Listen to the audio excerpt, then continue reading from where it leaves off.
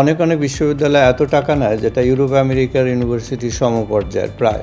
School কলেজে যেরকম monthly ফিস দেয়, আমরা সেমিস্টারে ফিস না নিয়ে মান্থলি সেইভাবেই যাতে ধারাবাহিকভাবে একজন অভিভাবক তার বাচ্চাকে পড়াতে পারে সেই সুযোগটা এখানে পাচ্ছে। মেলায় আমরা অভিভাবক শিক্ষার্থী এসে সে কতটুকু ডিসকাউন্ট চায়, কতটুকু স্কলারশিপ দিলে সে পড়তে পারবে, এই আলোচনা করে আমরা ভর্তি করি।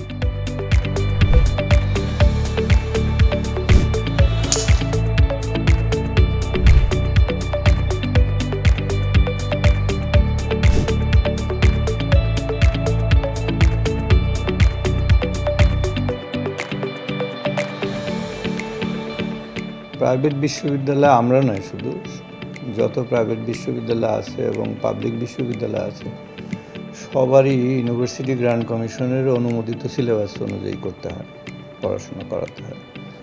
বিশ্ববিদ্যালয় থেকে বিশ্ববিদ্যালয় আলাদা ব্যাপার হলো শিক্ষক এবং শিক্ষা পদ্ধতি, কিন্তু কারিকুলাম কিন্তু মোটামুটি কাছাকাছি এবং আন্তর্জাতিক লেভেলে যে পড়াশোনাটা হয়, যেমন আমেরিকা, ইংল্যান্ড এবং অন্যান্য অস্ট্রেলিয়া বড় বড় দেশগুলো বা ইউরোপিয়ান কান্ট্রি দেশগুলো যে বড় বড় বিশ্ববিদ্যালয়গুলো আছে, তারা যে সমস্ত কোর্সগুলো করান সেই কোর্সের আদলেই কিন্তু আমাদের দেশের ইউনিভার্সিটিগুলোও কিন্তু সেই আদলেই কিন্তু কোর্স কারিকুলামগুলো করা হয় এবং ইউজিসি থেকে, দ্যাট ইজ ইউনিভার্সিটি গ্র্যান্ট কমিশনের, ইউজিসির অনুমোদন নিয়ে কিন্তু এগুলো করতে হয়।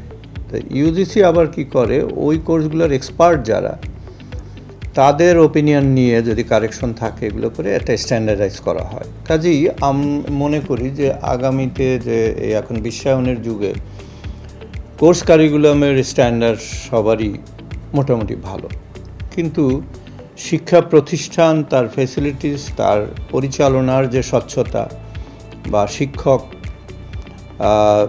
এই বিষয়গুলোর ভেরিয়েশন আছে, মানে প্রতিটা বিশ্ববিদ্যালয়ে আলাদা আলাদা অবস্থান আছে। আর একটা জিনিসে আলাদা অবস্থান আছে, সেটা হলো ফিস। দেখা যায় অনেক অনেক বিশ্ববিদ্যালয় এত টাকা নেয় যেটা ইউরোপ আমেরিকার ইউনিভার্সিটির সমপর্যায়ের প্রায়। আমাদের দেশের আর্থসামাজিক অবস্থা বিবেচনায় আসলে অত টাকা দিয়ে পড়ার ক্ষমতা অনেকেরই থাকে না। আবার প্রাইভেট বিশ্ববিদ্যালয়ের মধ্যে একটা গ্রুপ আছে যে যারা কম টাকাই পড়ার সুযোগ করে দেয়, তার সংখ্যা কম।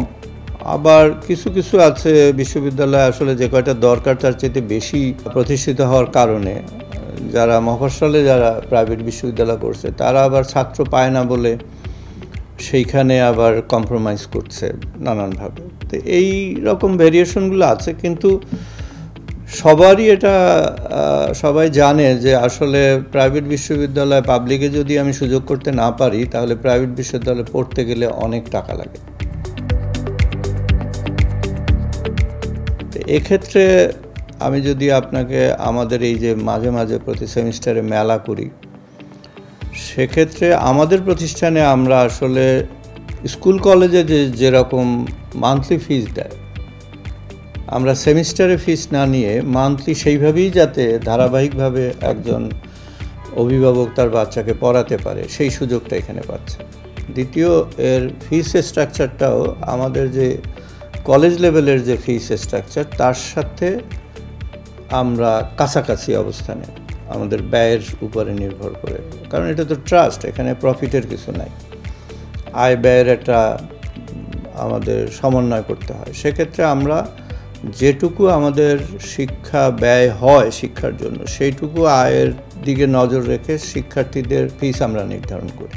তো তাতে দেখা যায় যে যারা কলেজে পাশ করে যে ফিসটা দিয়ে তারপরে বিশ্ববিদ্যালয়ে পড়তে আসে, পাবলিকে যদি সুযোগ না পায় তাহলে প্রাইভেটে আমাদের মতো কয়েকটা বিশ্ববিদ্যালয় হয়তো এভাবে তাদের ফিস স্ট্রাকচার করছে, সেখানে সুযোগ পাচ্ছে। এছাড়াও আমরা এই ইউডা কিন্তু আসলে একটা সামাজিক সংগঠন এবং আমাদের একটা অন্যদের তুলনায় আপনি দেখবেন আমাদের পুরো নামটা ইউনিভার্সিটি অফ ডেভেলপমেন্ট অল্টারনেটিভ, একটা অল্টারনেটিভ ব্যাপার আছে এখানে। আমরা এই বিকল্পটা কি আসলে ধারাবাহিক যে শিক্ষা থেকে একটু আলাদা আমরা চিন্তা করি, যেটা হলো যে শিক্ষিত জনগোষ্ঠী আমরা তৈরি করব, কাজের উপযোগী, বিশ্বায়নের উপযোগী আমরা তৈরি করব। কিন্তু একজন মানুষ যদি তার মনুষ্যত্ব এবং তার যেটাকে হিউম্যান ভ্যালুজ নিয়ে যদি বেড়ে না ওঠে, তাহলে ওই শিক্ষিত মানুষ দিয়ে বিশ্ব টিকিয়ে রাখতে পারবো না আমরা, বা দেশেরও কোনো উপকারে আসবে না। সেই কারণে আমরা আমাদের আরও কিছু অঙ্গ সংগঠন আছে আমাদের স্কুল কলেজ, সেখানে আমরা চেষ্টা করি যতটুকু সম্ভব শিক্ষার্থীদেরকে মানবিক গুণাবলী শিক্ষা দেওয়ার জন্য, এবং পাশাপাশি যুগোপযোগী শিক্ষা দিলে যেভাবে তারা কর্মজীবনে সফলতা অর্জন করতে পারবে সেভাবে আমরা চেষ্টা করি, এবং কম টাকা খরচ করে। এই বিষয়টাই আমরা মনে করছি আগামী বিশ্বে যদি জায়গা করে নিতে হয় আমাদের ছেলেমেয়েদের, এভাবেই হয়তো আমরা যদি আরও কিছু বিশ্ববিদ্যালয় বা আরও কিছু স্কুল কলেজ যদি এগিয়ে আসে তাহলে এটা সম্ভব হবে, অথবা সরকারিভাবে যদি এটাকে একটা সমন্বয় করতে পারে, তো সেক্ষেত্রে হয়তো শিক্ষার মান এবং শিক্ষা ব্যয় এই দুইটাকেই আসলে নজরে আনতে হবে সবার। এটাই আমাদের মনে হয় যে তাহলে ভবিষ্যতে আমরা দাঁড়াতে পারি। আমরা এই যে প্রতি সেমিস্টারে একটা ভর্তি মেলা করি, এর উদ্দেশ্য হলো যে অন্য সময় যে বাচ্চারা এখানে ভর্তি হয় তারা তো একটা ফিস স্ট্রাকচারের উপরে ভর্তি হয়, কিন্তু যাদের আসলে সীমিত আয়, যে তারা একটা সাশ্রয়ী ব্যয়ে আসলে ফিসে পড়াশোনাটা চালাতে চায়। তো আমাদের দেশের একটা বিশাল একটা জনগোষ্ঠীর কিন্তু আয় খুব কম, এবং সেক্ষেত্রে অভিভাবকরা তাদের ছেলে মেয়েদের মেধাবী হলে উচ্চশিক্ষা দিতে পারে না, টাকার জন্য দিতে পারে না। ওদিকে বিবেচনা করে আমরা প্রতি সেমিস্টারে একটা করে ভর্তি মেলা করি। সেই মেলায় এখন যেটা চলছে আর কি, তো সেই মেলায় আমরা অভিভাবক শিক্ষার্থী এসে সে কতটুকু ডিসকাউন্ট চায়, কতটুকু স্কলারশিপ দিলে সে পড়তে পারবে, এই আলোচনা করে আমরা ভর্তি করি। সেক্ষেত্রে মেধাবী ছেলে মেয়েদের জন্য একটু বেশি ডিসকাউন্ট দেই। আর আরেকটা বিষয়ে আমরা নজর রাখি যে একটা নতুন আন্দোলন আমরা করছি, সেটা হলো অভিভাবকদের আয়ের ভিত্তিতে তা শিক্ষা ব্যয় নির্ধারণ। অর্থাৎ বাচ্চাদেরকে পড়ানোর ক্ষেত্রে সে কতটুকু ব্যয় করবে, তার ক্যাপাসিটি কত, সেইটুকু যাতে আমরা নিয়ে ওকে পড়াতে পারি। সেক্ষেত্রে আমরা বলে থাকি অভিভাবকের আয়ের ভিত্তিতে আমরা ফিস নির্ধারণ করব। এই পদ্ধতিটা এইরকম যে অভিভাবক শিক্ষার্থী এসে তার যে এখন যে আয় করে তাতে পরিবারের অন্য ব্যয়ের পরে শিক্ষা ব্যয় তার কতটুকু করতে পারবে, সেটুকুর উপরে আমাদের রেজিস্ট্রার অফিস, ভর্তি কমিটি ওনাদের সাথে আলাপ করে নির্ধারণ করে।